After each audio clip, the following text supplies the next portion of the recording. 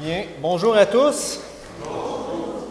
Je vais essayer d'ajuster ma voix. Si je ne parle pas assez fort, faites-moi signe. On m'enregistre, ça va être ma première fois. Je ne sais pas si c'est sur YouTube mais c'est bon que ça soit fait pour la gloire de Dieu. Mais c'est vraiment une joie pour moi d'être ici ce matin. Joie particulière, et je pense que je le dis à chaque fois que je viens, parce que je fais partie de ceux qui croient beaucoup au ministère que Dieu a donné à Daniel. Et probablement que j'y crois beaucoup parce que je suis moi-même un fruit de son ministère. Et on veut rendre gloire au Seigneur. Mais Dieu utilise des hommes et Dieu a donné des hommes à son Église. Et après avoir marché avec Daniel, on est capable de voir la main de Dieu à travers son ministère. Et c'est pour ça que c'est encourageant de pouvoir venir parmi vous et de peut-être vous encourager dans ce travail. Et on prie que tout ce que Dieu a fait ici puisse servir vraiment à élever le nom de Jésus-Christ alentour. C'est juste ça qu'on veut. Parce que Dieu a élevé son propre nom dans nos cœurs en premier, et on peut le faire pour lui alentour. Et comme je dis, c'est une grâce parce que un jour, Daniel m'a reçu à l'Église avec joie et enthousiasme, avec un zèle incroyable. Et lorsqu'il m'a conduit au Seigneur, j'ai été moi-même zélé pour l'Évangile. Et une des choses qui était particulière, c'est dans les premiers mois de ma conversion, j'ai eu quelques chrétiens qui sont venus me voir et qui, en me voyant dans mon zèle excessif, parce que moi je suis quelqu'un extrêmement motivé dans les choses que je fais, et les gens me regardaient et disaient « Ah, le jeune, il va se calmer à un moment donné. » Puis moi, j'étais là « Non, je ne veux pas me calmer. » J'étais envahi d'une paix incroyable, d'être aimé du Créateur, réconcilié avec lui. Je ne veux jamais perdre ça. Et un jour, je me suis rendu compte qu'effectivement, j'avais commencé à me refroidir. Et j'étais inquiet, j'ai commencé à sonder mon cœur. J'ai commencé à me questionner, de voir qu'est-ce qui se passe. Parce que ce qu'on m'avait prédit était en train de se passer, mais j'ai dit, c'est pas normal. Et j'ai commencé à questionner ma motivation, à sonder les Écritures. Et c'est un petit peu ce que je vais aborder. Je vais vouloir aborder un texte dans Romains où ce qu'on va traiter un petit peu de la motivation. Et lorsqu'on parle de motivation, j'aimerais vraiment prendre un temps pour qu'on comprenne bien l'impact de la motivation dans nos vies. Et lorsque je réfléchissais sur ce sujet, on essaie de se trouver des illustrations, puis une qui m'est venue, c'était, je ne sais pas si vous vous rappelez, il y en a qui ne se rappelleront peut-être pas, mais lorsque les Irakiens ont envahi le Koweït, est-ce que vous vous rappelez de cette époque-là? Et même lorsque je réfléchissais là-dessus, j'ai commencé à compter le temps pour m'apercevoir à quel point je vieillissais. Parce que ça fait vraiment longtemps, ça fait 20 quelques années peut-être.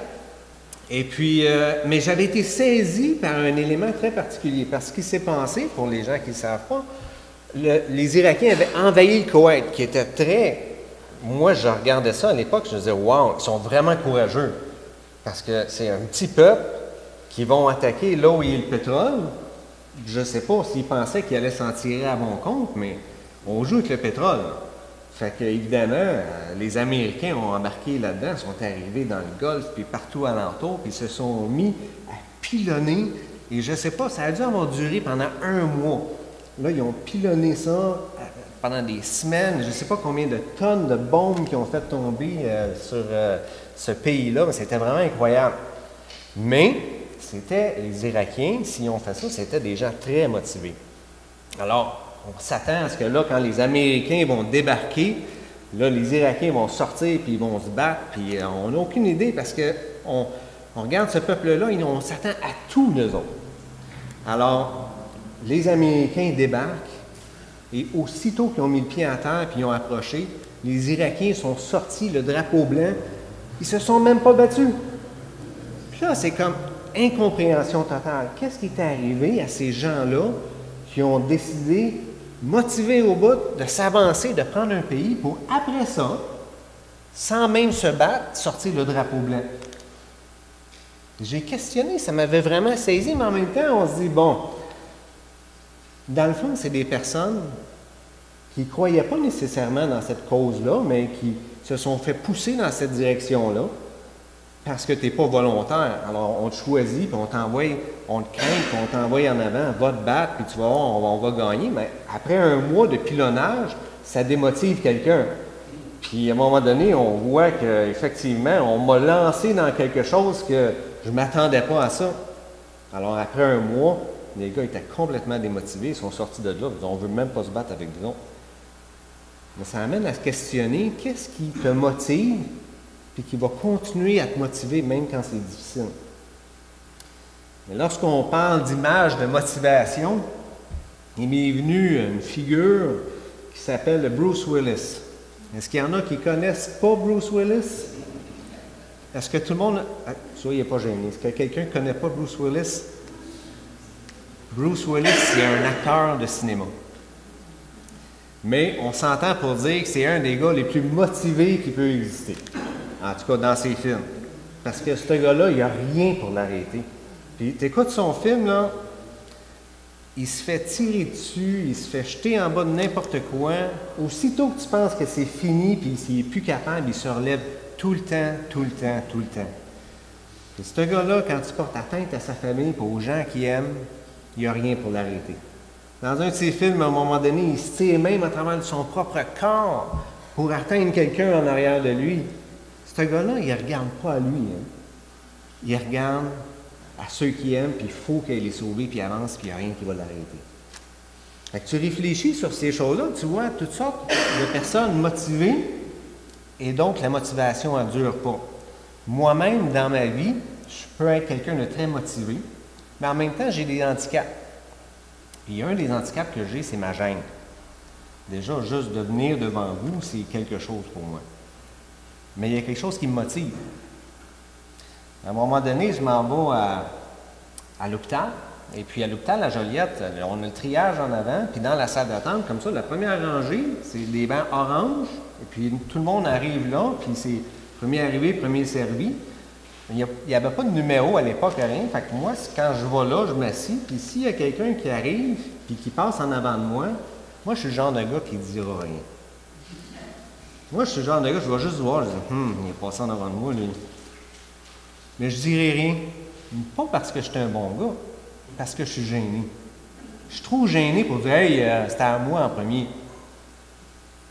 Mais c'est intéressant, à un moment donné, j'ai une de mes filles jumelles, elle avait à peu près 1 an et demi, elle a bu un produit toxique. Puis je suis arrivé à l'urgence avec elle dans mes mains. Son corps était tout mou, ses yeux virés en envers. Elle était en train de mourir dans mes mains. Et arrivé à l'hôpital dans cet état-là, je suis rentré, j'ai passé en avant du triage, je suis rentré dans le bureau où il y a les médecins, j'ai ouvert la porte, j'ai accroché un médecin par le bras, je l'ai traîné jusqu'à une civière que j'avais vue de libre, j'ai déposé la petite là, en le tenant par le bras, j'ai dit « fais quelque chose ». C'est drôle, ma gêne n'était plus là. Alors, quand tu réfléchis sur ces choses-là, tu vois tout de suite que la motivation et la source de ta motivation va diriger tout ce que tu vas faire. Alors, c'est pour ça que dans le texte que j'ai choisi, le Seigneur m'a montré en quelque part des fois où vient le problème de la motivation. On va regarder Romains chapitre 12. On va regarder simplement le verset 1 et 2. Je dis on va regarder juste ça. On va commencer avec ça. Au chapitre 12, Paul nous dit « Je vous exhorte donc, frères, par les compassions de Dieu, à offrir vos corps comme un sacrifice vivant, saint, agréable à Dieu, ce qui sera de votre part un culte raisonnable. Ne vous conformez pas au siècle présent, mais soyez transformés par le renouvellement de l'intelligence, afin que vous discerniez quelle est la volonté de Dieu, ce qui est bon, agréable et parfait. » J'aimerais à ce moment-ci, peut-être juste qu'on s'arrête, qu'on se courbe devant les Écritures, que le Seigneur puisse nous diriger. C'est sa parole, c'est la vérité. Et c'est lui qui peut travailler avec ça dans nos vies, alors que l'on puisse aller s'approcher de lui sur cette base. Prions. Seigneur Dieu, on s'approche de toi ensemble, désirant que tu puisses faire vivre ta parole dans nos cœurs. Seigneur, on ne veut pas juste entendre des bons discours qui sont intéressants, on veut entendre ta vérité. C'est elle qui est vivante et qui va nous transformer à ta gloire. Toi seul as accès à nos cœurs. Et Seigneur, je te prie que ce matin, tu puisses utiliser ta parole dans nos vies pour qu'elle nous change, qu'elle nous conduise dans la vérité et qu'on marche dans la vérité. Alors Seigneur, on s'attend à toi ce matin et on prie dans le nom précieux de Jésus-Christ. Amen. Alors, en commençant, il faut considérer en quelque part pourquoi Paul a écrit cette lettre-là aux Romains. Paul a écrit la lettre. Vous savez, Paul avait ce désir d'annoncer l'Évangile aux païens. Et puis, Rome, l'Église, on ne sait pas trop comment est-ce qu'elle a été implantée, parce que ce n'est pas un apôtre qui est allé là, qui a implanté l'Église là. Probablement, suite à la propagation de l'Évangile, il y a une Église qui a démarré là, mais Paul n'était jamais allé là. Et il voyait Rome comme vraiment une plaque tournante de l'Évangile qui pourrait prêcher aux païens au nord. Donc, Paul a écrit cette lettre-là dans le but de vraiment fonder cette Église-là sur la vérité. Et c'est pour ça que Romains est une lettre incroyable, parce qu'on retrouve le plan de Dieu au complet à l'intérieur de ça. Et toute la mise en pratique de qu'est-ce que c'est la vie chrétienne. Et Paul avait vraiment l'intention de s'assurer que cette Église-là était fondée sur de bonnes bases, pour qu'il puisse utiliser ça pour la gloire de Dieu au nord. Alors, c'est intéressant de voir comment est-ce que Paul a utilisé les 11 premiers chapitres pour vraiment fonder la doctrine de l'Évangile. Et à partir du chapitre 12, Paul il tombe en mode pratique. Toute la théologie mise en pratique. Et c'est pour ça que moi, étant un gars pratique, j'ai décidé de commencer avec le chapitre 12. Alors, on peut voir que Paul, il commence par exhorter à offrir nos corps comme un sacrifice. C'est intéressant parce que je pense qu'au Québec, le mot sacrifice est probablement le mot qui a le moins de signification. Ou on ne sait pas vraiment qu'est-ce que ça veut dire. Parce qu'à l'époque, les gens à qui Paul s'adressait, le sacrifice était quelque chose qui était bien connu. Le sacrifice était quelque chose de gros. On sacrifiait toutes sortes de choses. Et ça touchait toutes les nations, pas juste le peuple de Dieu. Toutes les nations offraient toutes sortes de sacrifices. On allait même jusqu'à exiger le sacrifice de ses propres enfants. Ça, c'était des sacrifices et les gens le faisaient. Pour le Seigneur, on offrait nos prémices, pas notre superflu. Et c'est intéressant que Paul, à ces gens-là, est en train de dire que la première chose qu'on devrait faire lorsqu'on a reçu l'Évangile, c'est d'offrir nos corps comme sacrifice vivant. Alors, ce n'est pas juste nos corps, mais c'est notre vie au complet. Notre famille, toute notre vie familiale, notre vie au travail, nos loisirs, tout ce que l'on fait, de l'offrir au Seigneur. Et la grosse chose qui est intéressante, c'est qu'au verset 2, il nous dit, par contre, ne vous conformez pas au siècle présent, mais soyez transformés par le renouvellement de l'intelligence. La dernière fois que j'étais venu, j'en avais parlé. On regarde le peuple d'Israël tout au long de son parcours. Il y a toujours eu l'influence des nations alentour. Et la dernière fois, j'avais discuté que c'était drôle de voir que dans la période des juges, la génération qui avait succédé la génération qui était rentrée, qui avait pris possession du pays, qui avait vu les murs de Jéricho tomber. Vous imaginez ces gens-là qui ont vu des miracles incroyables. Dieu leur a donné ce pays-là. Dans toutes sortes d'occasions, ils n'ont même pas eu à lever le petit doigt. Ils ont vu les murs s'effondrer et Dieu leur a donné une ville qui était fortifiée. Le Seigneur s'est arrangé avec tout ça. Ces gens-là ont vu ça. Leurs enfants, tout de suite après, se sont détournés de l'Évangile. Ben, pas de l'Évangile, mais se sont détournés de l'Alliance. Pourquoi? Sous l'influence des nations alentours, la génération qui est venue tout de suite après a subi les influences des autres nations et ont délaissé le Seigneur.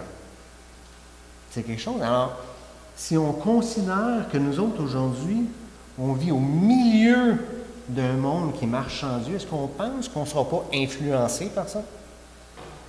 Est-ce qu'on pense que ça n'aura pas un impact dans nos vies? Il faut être conscient de ça. Parce que tous les jours, on passe beaucoup plus de temps auprès de ces gens-là, de toutes sortes de façons, que dans la présence de la communion fraternelle, dans les Écritures. Alors, je crois que le message que Paul envoie ici est extrêmement important. Mais le point que je veux amener, que j'ai trouvé intéressant dans ça, c'est lorsque j'ai donné ma vie au Seigneur, c'est ça que j'ai fait. J'ai dit, Seigneur, je te donne ma vie. C'est ça qu'on est appelé à faire et je l'ai fait volontiers. Et après ça, j'ai été zélé pour l'Évangile. Et puis je considérais, puis après ça, Paul il donne une série d'applications. On regarde au verset 9, jetez un coup d'œil. On dit que la charité soit sans hypocrisie. Juste ces mots-là font résonner beaucoup.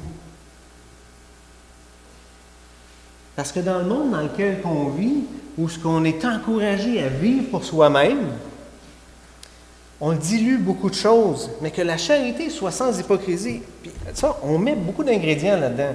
Mon cœur est tortueux par-dessus tout. Je suis influencé par les nations alentours.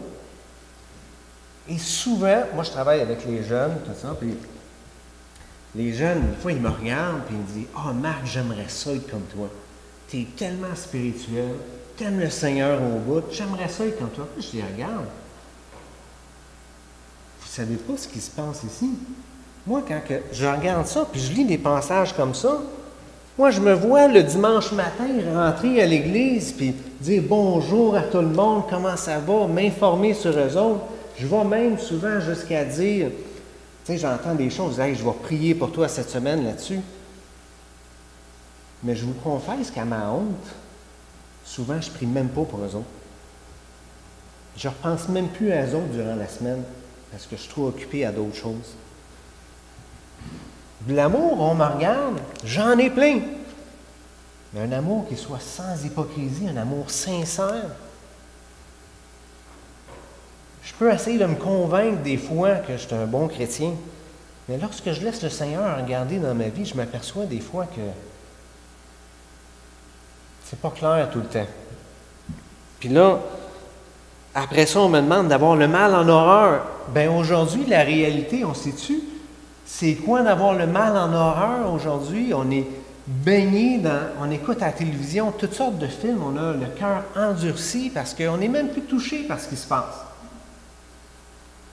On grandit, nos jeunes ils grandissent en jouant, passant leur journée à jouer à des jeux où ils s'entretuent. Ce qui est intéressant, les gars, si on veut passer une journée de gars ensemble, qu'est-ce qu'on va aller faire? On va aller au paintball. On va aller s'amuser à se tirer dessus et faire la guerre. Ça, qu'est-ce que je suis en train de faire? Puis c'est pas que c'est mal de faire ça, là. Je suis juste en train de réfléchir à rééquilibrer les choses qu'on vit dans un monde qui est en opposition à ce que Dieu fait. Il faut considérer ces choses-là. Alors, Paul envoie toutes sortes d'applications, ce qui dit « Soyez pleins d'affection les uns pour les autres, usez de prévenance réciproque. » C'est toute cette pensée-là que Paul nous appelle à ne pas considérer nos propres intérêts, mais de considérer ceux des autres en premier, qui vient tout avec le sacrifice. D'avoir du zèle et non de la paresse. Est-ce qu'on est en train de courir après les événements de l'Église, puis de penser constamment à ça, et de désirer faire avancer les choses?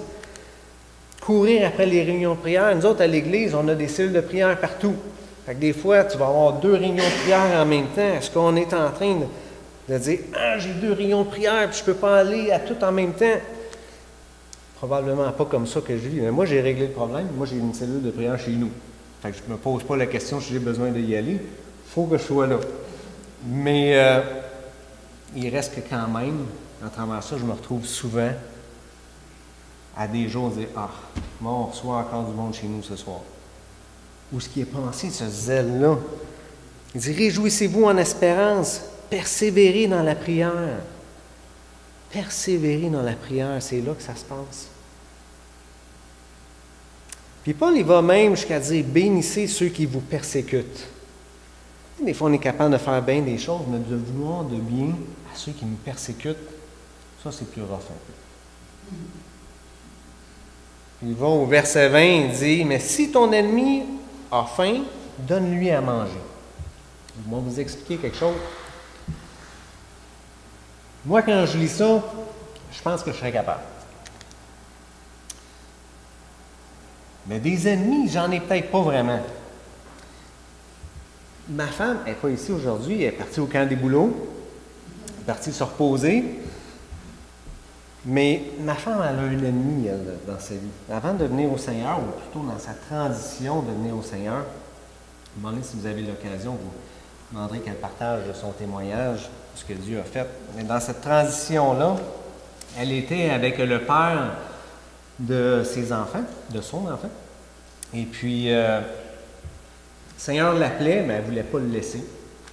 Elle espérait que le Seigneur le sauve, mais elle vivait en concubinage avec. Puis, en quelque part, elle espérait que ça puisse se passer, mais elle savait qu'elle n'était pas dans la volonté de Dieu. Ça. Puis, le Seigneur, à un moment donné, a permis que cet homme-là porte atteinte à sa vie.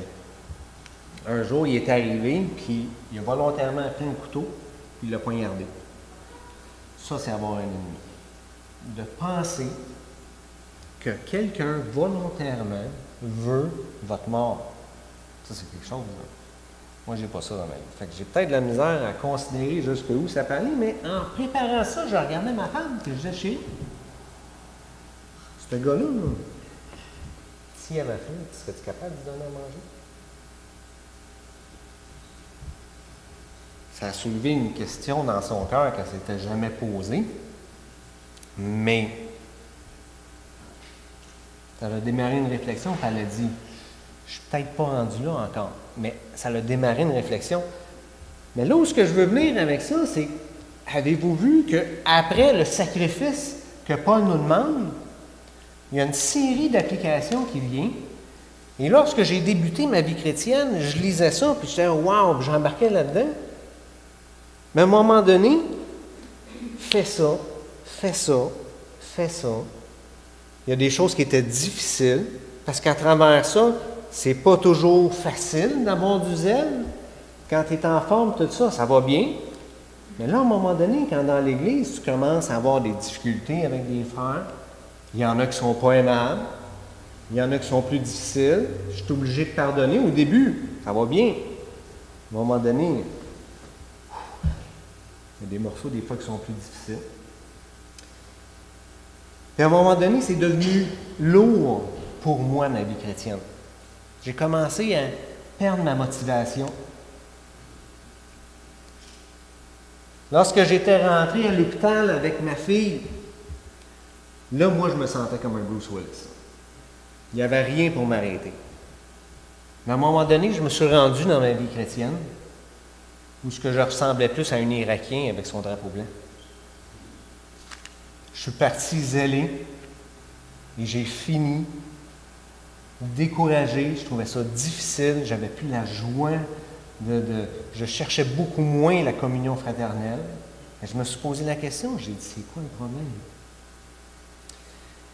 Et le problème, je pense que Paul l'illustre assez bien dans un simple mot.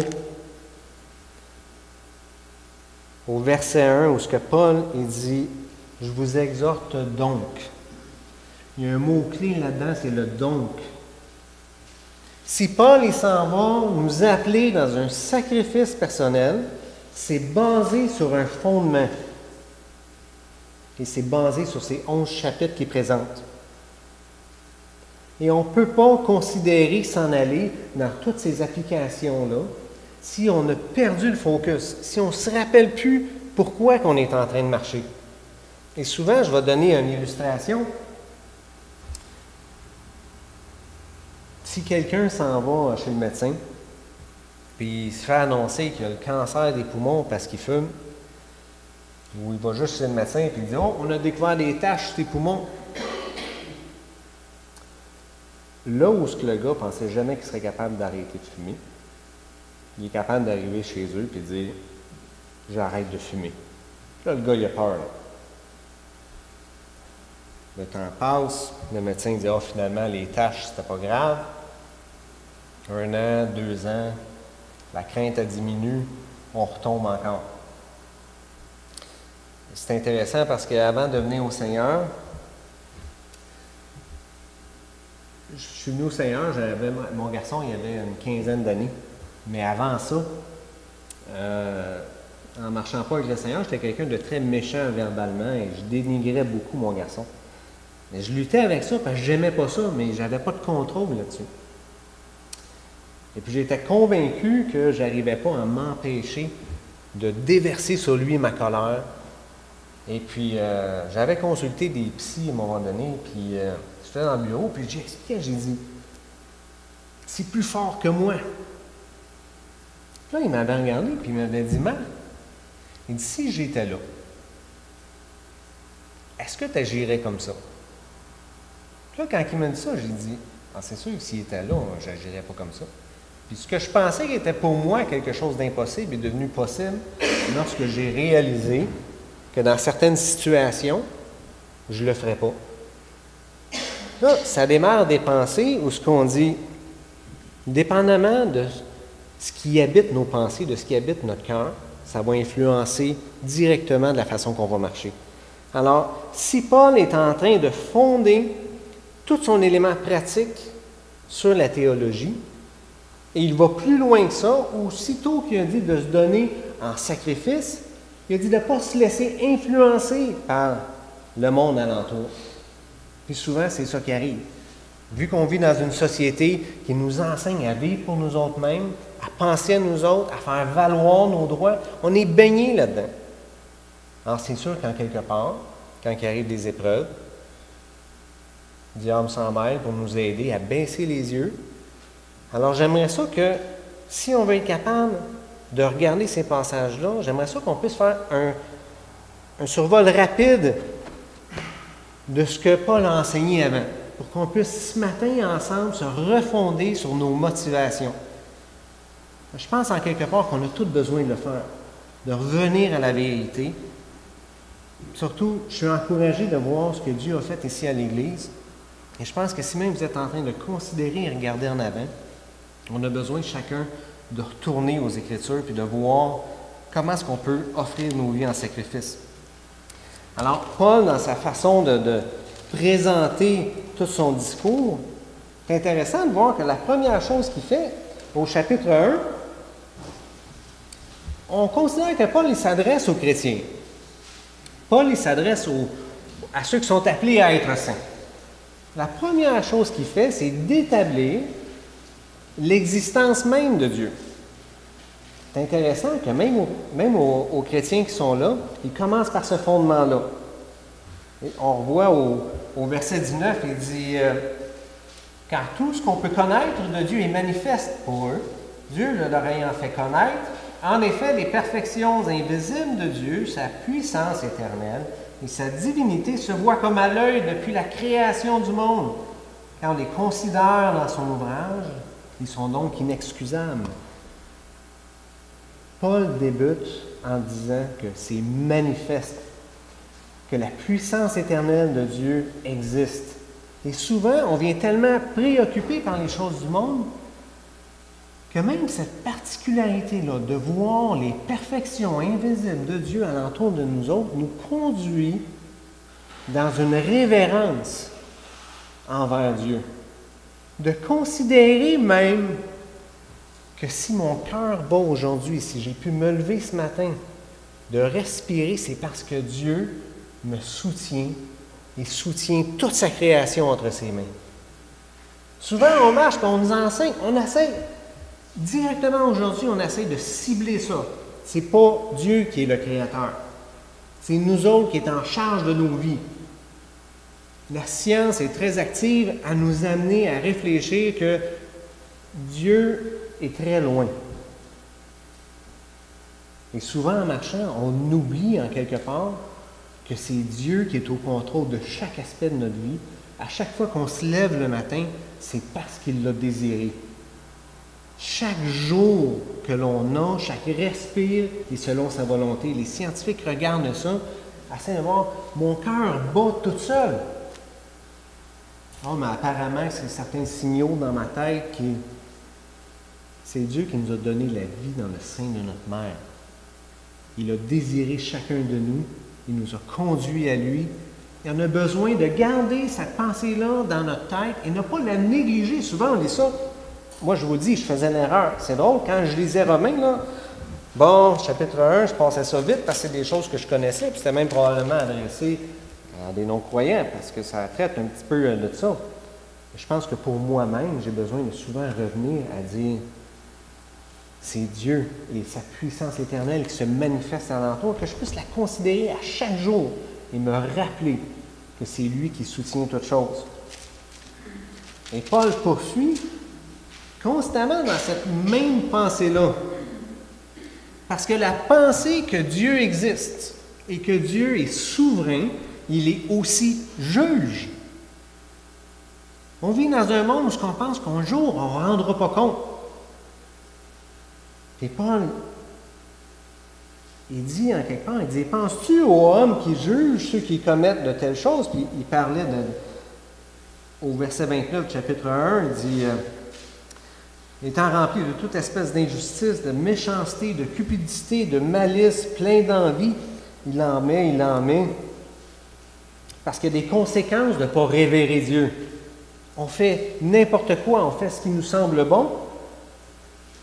Puis on a cette fâcheuse habitude-là, nous autres, de se comparer aux autres. Puis on va regarder, surtout qu'on est devenu chrétien, on n'est pas pire. Fait qu'on peut regarder, on voit les gens autour de nous autres, c'est d'un bar, puis des gros parties, puis on fait toutes sortes de choses, il y a des voleurs, puis nous autres, on n'est pas pire. Mais c'est à Dieu qu'on rencontre. C'est vers lui qu'on doit se comparer. Et dans toute sa puissance éternelle, on doit considérer qu'on ne doit pas, souvent, vous savez, moi, je tombe souvent dans le piège où que si je néglige de me rappeler que Dieu est le Créateur et souverain sur toutes choses, et de développer cette crainte de l'Éternel-là, je viens qu'à craindre les hommes beaucoup plus. Moi, étant habité de toutes sortes d'handicaps, on appellerait, où ce que le péché a pris toutes sortes de formes dans ma vie, je suis rempli de mensonges qui vont me dire que j'ai pas de valeur et toutes sortes de choses comme ça qui fait que je suis quelqu'un qui est gêné, puis où j'ai peur de ne pas me faire aimer, j'ai peur de ne pas me faire aimer des hommes, puis c'est ça qui va diriger ma vie au lieu de craindre Dieu en premier. Et Paul ici est en train de nous diriger dans une pensée qu'on doit se rappeler qu'on a beau regarder les autres puis se penser mieux, c'est qu'en quelque part, personne ne va échapper. C'est sûr que nous autres, étant en Jésus-Christ, on ne passera pas en jugement, mais on va tous passer devant le tribunal de Christ. On va tous rendre compte pour les choses qu'on dit ou qu'on fait. Et on doit considérer que chacun va rendre selon ses œuvres. Et Paul continue en parlant de la circoncision. Et encore là, on considère à qui est-ce que Paul s'adresse? Paul s'adresse à des sauvés. Mais il veut rappeler toutes ces choses-là, de dire, est-ce que la circoncision est utile? Parce qu'on a cette pensée-là, en quelque part, qu'on dirait quand on embarque dans la bonne voiture, qu'on s'en va à la bonne place. Fait qu'on est venu au Seigneur, on est rentré dans l'Église évangélique baptiste, et là, on s'en va à la bonne place. En quelque part, est-ce que c'est d'être dans la bonne religion, comme eux autres étaient, qui fait qu'ils s'en vont dans la bonne direction? C'est la circoncision du cœur. Dieu n'est pas impressionné par les choses que l'on fait. Dieu regarde à pourquoi on fait les choses. Et c'est pour ça qu'en se rappelant toutes ces choses-là, c'est ça que Paul veut aborder dans son « ainsi donc ». Parce que si on est pour donner notre vie en sacrifice au Seigneur, ça doit absolument être appuyé sur lui seul. Alors, Paul, il se rend plus loin, pour ça qu'il dit, quoi donc, sommes-nous plus excellents? Juste pour qu'on suive un petit peu, je suis rendu au chapitre 3, au verset 9, il dit, quoi donc, sommes-nous plus excellents? Nullement. Puis il établit tout le principe, comme on sait dans le chapitre 3, que tout le monde a péché. Et on est au clair avec ça, mais souvent, on oublie de où ce qu'on vient. Et on oublie en quelque part, vu que le Seigneur nous a amené à progresser une coche plus loin. Moi, c'était clair, c'était peut-être plus facile. Moi, j'ai été arraché d'un monde méchant. J'étais dépendant de boissons, drogue, nommez-le, j'étais dépendant de ça. Le Seigneur m'a arraché à ça, puis il y a tellement eu une coche dans ma vie. À un moment donné, je peux me regarder et dire, « Wow, le Seigneur va venir me chercher bientôt. » Mais le Seigneur a cette façon de nous rappeler à l'ordre en nous mettant face à nous-mêmes. Et c'est important de faire face à nous-mêmes et de réaliser qu'on est tous pécheurs. Et sa grâce, on en a besoin à chaque jour. Oui, j'avais besoin de sa grâce quand j'avais pas d'allure. Mais j'ai pas plus d'allure aujourd'hui. J'ai autant besoin, je suis autant condamnable aujourd'hui. J'ai autant besoin du sang de Jésus-Christ aujourd'hui que j'en avais besoin avant. Et j'ai besoin d'avoir un cœur reconnaissant pour ces choses-là. Parce que si j'oublie mon état juste parce que je suis un petit peu mieux, sa grâce va me motiver beaucoup moins. Et c'est pour ça que lorsqu'on annonce l'Évangile, on vient tout le temps avec le verset 23 qui dit « Car tous sont péchés, sont privés de la gloire de Dieu. » Et c'est important pour nous-mêmes de se le rappeler. Mais ils sont gratuitement justifiés par sa grâce, par le moyen de la rédemption qui est en Jésus-Christ. C'est lui que Dieu a destiné par son sang à être, pour ceux qui croiraient, victimes propitiatoires, afin de montrer sa justice. Toute l'idée qu'autant que Dieu m'a sauvé hier, il me sauve encore aujourd'hui, doit habiter. Cette grâce-là qui a manifesté gratuitement dans ma vie, il faut qu'elle habite ici. Il faut que je l'entretienne. Parce que si je l'oublie, je vais en quelque part mépriser ce si grand salut-là que le Seigneur nous a donné. Alors, Paul, dans son discours, il était vraiment en train de bâtir du début. Et je crois que constamment ensemble, on doit revenir dans ces débuts-là. Même si, pour nous, la plupart d'entre vous, peut-être, vous êtes au Seigneur depuis un certain temps. Mais je ne sais pas si vous êtes comme moi, mais des fois, j'oublie de m'arrêter et de me pencher sur des versets que je regarde continuellement. Qu'ils ont été gratuitement justifiés par sa grâce. C'est des paroles que je redis et que je relis constamment. Puis je m'aperçois des fois, ils n'ont peut-être plus le même impact pour moi. Est-ce que je suis encore assez reconnaissant ou est-ce que je pleure sur ce que Jésus a accompli à la croix pour moi? Parce qu'il a versé son sang. Il a porté mes fautes. Il a choisi de le faire lorsqu'il faisait face à Pilate et qu'il disait « Tu as juste à le dire, je te libère. » Il n'a rien dit. Il n'a rien dit parce que c'était la seule façon de me sauver. Et lorsque ça habite dans mon cœur, ça change tout. Il y a des fois, il y a des choses qui sont bien importantes pour moi. Vous savez, pour ceux qui sont mariés, là, il y a des fois, il y a des petites chicanes qui rentrent dans le couple. Là. Des fois, les affaires, ça a l'air tellement important. Puis quand tu considères ça, puis tu te tournes vers le Seigneur, puis tu viens pleurer au Seigneur avec tes petits problèmes, puis le Seigneur t'accueille avec ses mains ouvertes, percées. Ouais. Peut-être que mes petits problèmes ne sont pas si importants que ça. Souvent, on oublie d'aller voir le Seigneur avec ça. Parce que lui, il a payé le prix pour que nous puissions avoir accès.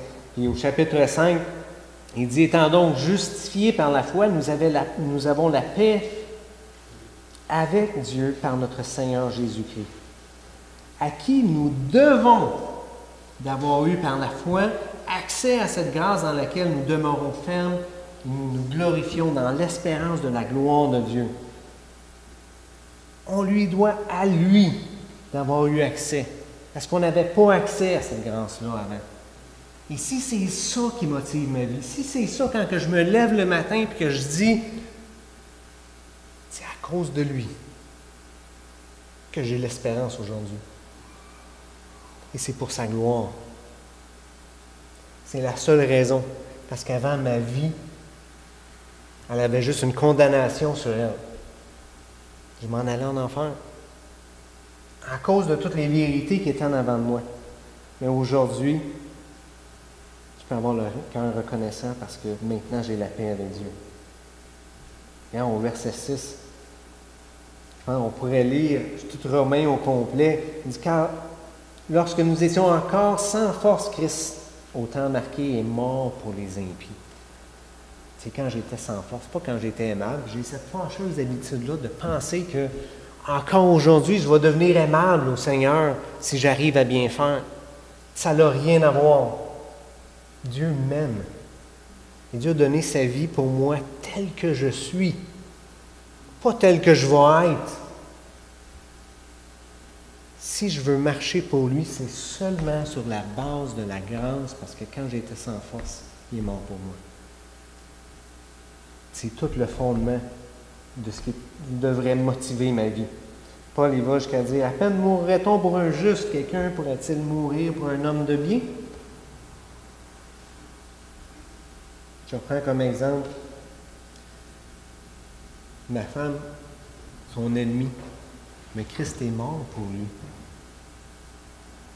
Christ est mort pour donner l'opportunité à cet homme-là de venir à la repentance. Est-ce que le péché l'habite et le conduit dans une mauvaise direction? Certain. Et même lors de la prédication de Jésus, il disait, si même dans ton cœur, tu n'aimes pas ton frère. C'est pareil comme si tu l'avais tué. On a cette habitude-là de regarder les choses d'une façon à ce que il y a des gens qui sont vraiment souillés, et nous autres, on n'est pas pire. Mais la façon que Dieu regarde ça, c'est pas comme ça. Est-ce qu'on mourrait pour un gars comme ça? Est-ce qu'on mourrait pour un pédophile? Le Seigneur, lui, est mort pour ça. Puis il est mort pour chacun de nos péchés.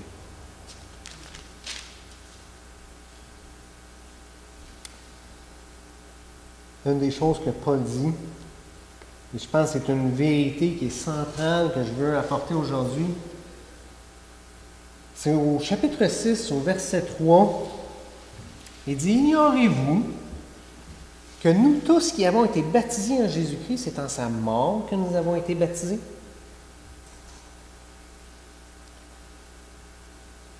Il dit, nous avons donc été ensevelis avec lui par le baptême en sa mort, afin que comme Christ a ressuscité des morts pour la gloire du Père, de même, nous aussi, nous marchions en nouveauté de vie.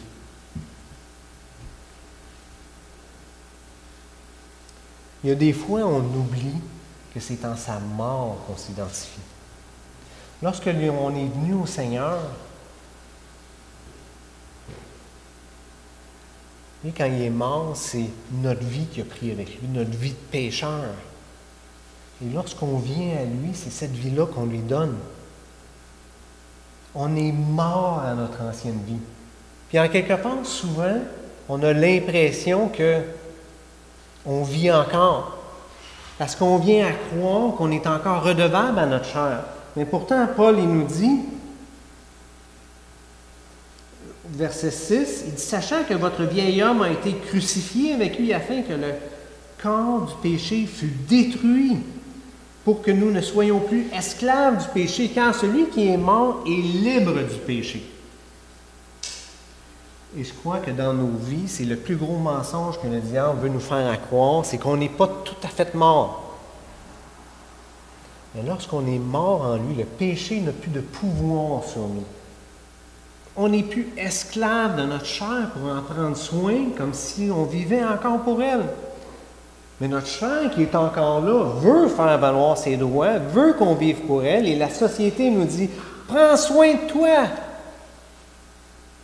Et on revient constamment à penser le plus grand mensonge qu'il faut prendre soin de notre chair. Il faut prendre soin de nous autres. Mais c'est plus pour ça qu'on vit aujourd'hui. On est libre. Il dit au verset 14, « Car le péché n'aura point de pouvoir sur vous, puisque vous êtes non sous la loi, mais sous la grâce. » La vérité, c'est que le péché n'a plus de pouvoir sur nous autres. Alors, si on croit encore qu'on n'est pas capable de résister, c'est un mensonge parce qu'on n'est plus esclave du péché, on est esclave de Jésus-Christ. Et ça, ensemble, il faut se le dire, il faut se rappeler. Et si on n'est pas en train de se rappeler toutes ces choses-là, qu'on a été rachetés, puis qu'on vit cette nouvelle vie-là, où ce qu'on est esclave de Jésus-Christ, on va constamment finir par croire le diable et penser qu'on est obligé de prendre soin de nous autres-mêmes. Je vous dis aujourd'hui, ce que vous voyez, c'est la vérité. On n'est plus esclave du péché. Au verset 17, il dit « Ma grâce soit rendue à Dieu de ce que, après avoir été esclave du péché, vous avez obéi de cœur à la règle de doctrine dans laquelle vous avez été instruit. » C'est de cœur qu'on s'approche du Seigneur et que l'on choisit de marcher avec lui. Et je rends grâce au Seigneur qu'un jour vous avez fait ce choix-là. Au chapitre 8, on voit au verset 16, 15-16, on ne vous a pas donné un esprit de servitude pour être encore dans la crainte, mais vous avez reçu un esprit d'adoption par lequel nous crions « Abba, Père ». Nous avons un Père céleste aujourd'hui qui dirige nos vies, puis il est allé plus loin que ça, il nous a donné son esprit, qui est capable de produire des choses qui n'est pas humain, qui vient de lui seul, qui est capable de produire un fruit dans nos vies, si on choisit de lui laisser de la place, qui est incroyable. Parce que là seul, je vais être capable d'avoir une joie profonde. Là seul, je vais être capable de pardonner mon frère dans l'Église. Et si je ne suis pas en train de laisser la place au Seigneur dans ma vie, oui, là, je commence à trouver ça difficile. Si j'ai mis tout ça en oubli, puis je commence à, au lieu de regarder au Seigneur, dans ma nouvelle vie, je commence à regarder aux difficultés, puis le diable, c'est là qu'il veut m'amener. Il veut m'amener à oublier tout ça. Mais on a la joie que l'Esprit lui-même rend témoignage à notre esprit que nous sommes enfants de Dieu. On a une assurance, et ça je veux parler, on regarde au verset 38, il dit « Car j'ai l'assurance que ni la mort, ni la vie, ni les anges, ni les dominations, ni les choses présentes, ni les choses à venir, ni les puissances, ni la hauteur, ni la profondeur, ni aucune autre créature ne pourra nous séparer de l'amour de Dieu en Jésus-Christ. » Parce qu'on a été adoptés. Et Dieu nous a scellés de son Saint-Esprit. Il n'y a personne d'autre qui peut avoir cette espérance-là de quand le Seigneur va venir, on va être enlevé avec lui. Est-ce qu'on souffre pour un peu de temps? Oui. Mais il n'y a rien qui peut nous séparer de l'amour de Dieu. Et dans tout le processus, lorsqu'on finit par mettre ces choses-là en oubli, puis on commence à se refroidir, on commence à s'éloigner, on a l'impression de ne plus voir la face de Dieu, mais la vérité, c'est qu'il n'y a rien qui peut nous séparer. Lorsque tu as donné ta vie au Seigneur, c'est réglé. Et tu peux retourner à son amour. On demande pardon au Seigneur, on revient, on dit « Merci Seigneur pour ce que tu as accompli. Merci pour l'assurance que j'ai. » Dans ses dernières conclusions, Paul fait ressortir, pour moi, un point extraordinaire, faire sortir quelque chose que Dieu a dit à Moïse. Au chapitre 9, au verset 15, Dieu a dit à Moïse, « Je ferai miséricorde à qui je fais miséricorde, et j'aurai compassion de qui j'ai compassion. Ainsi, cela ne dépend pas de celui qui veut, ni de celui qui court, mais de Dieu qui fait miséricorde. » La vérité, c'est que Dieu a choisi de pencher un regard favorable sur nous. Il n'était pas obligé. Je ne connais pas vos vies, mais il y a une chose que l'on sait, c'est que si effectivement Dieu existe et que Dieu est souverain sur toute sa création et que c'est Dieu qui donne la vie, Dieu, avant même la création du monde, savait qui vous étiez. Il vous a tissé dans le sein de votre mère. Vous êtes désiré, voulu de lui. Et lorsqu'on était sans force, pas aimables, nous étions impies, Dieu a porté un regard favorable sur nous. Parce qu'il l'a choisi, pas parce qu'on le mérite. Et tout le monde a sa propre histoire de comment que Dieu a tout orchestré. Peut-être qu'on a vécu des choses difficiles. Dieu, à un temps marqué, a choisi de le faire de façon indépendante dans chacune de nos vies. Mais comprenez-vous que Dieu a choisi de vous faire grâce? Pourquoi à moi? Je ne sais pas.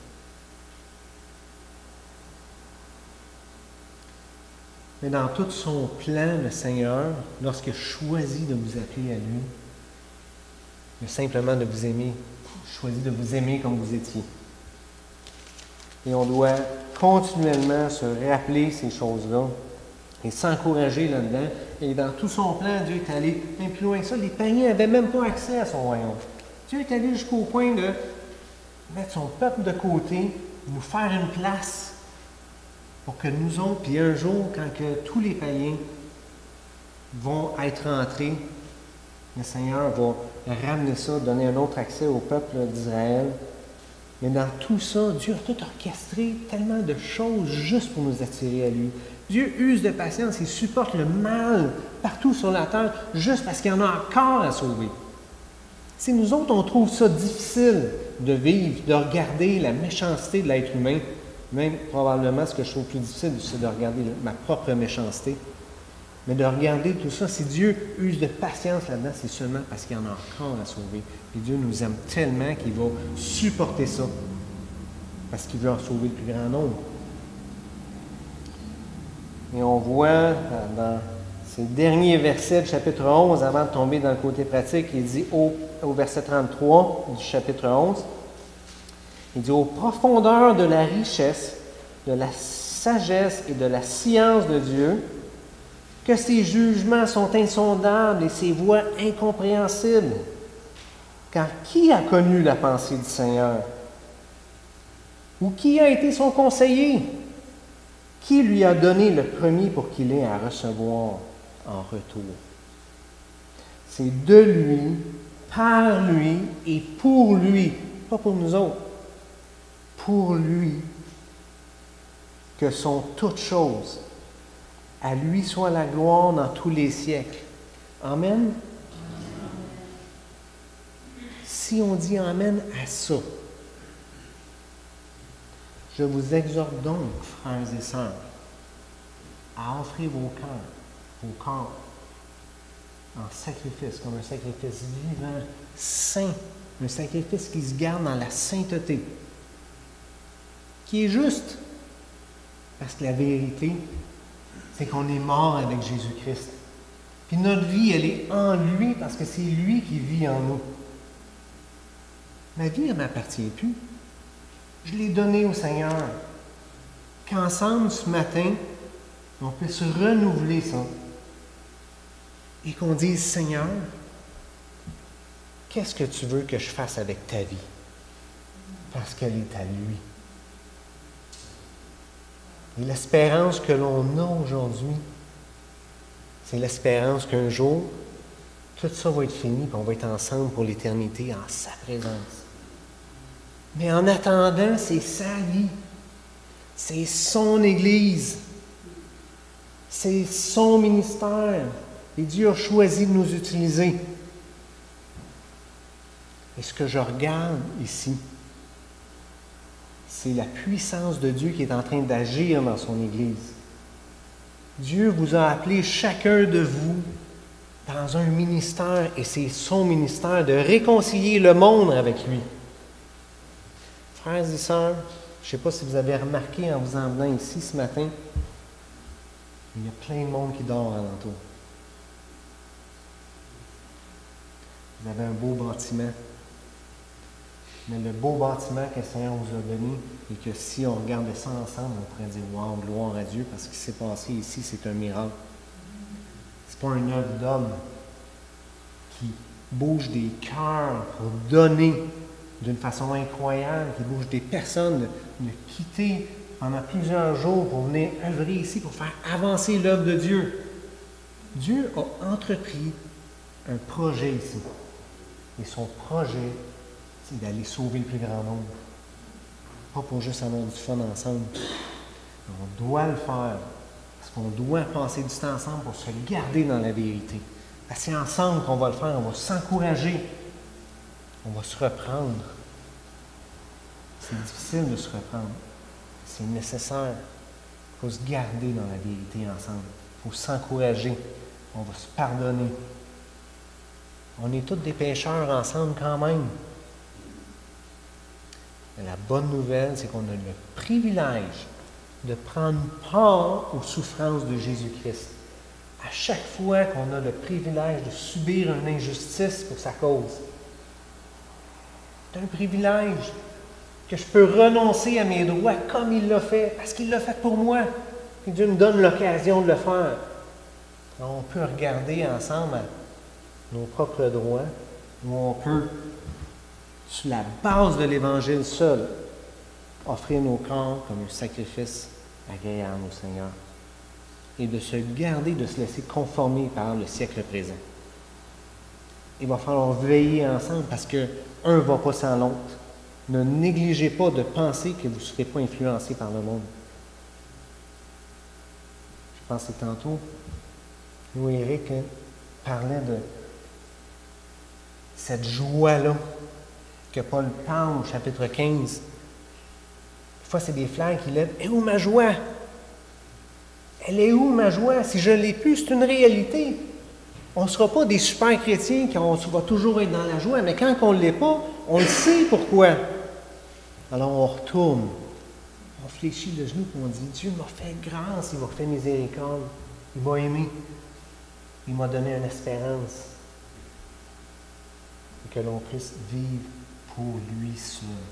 Il dit, Seigneur, prends ma vie et je vous assure que si vous offrez votre vie entière au Seigneur, ça va influencer toutes vos décisions dans votre famille, dans vos loisirs, dans votre travail.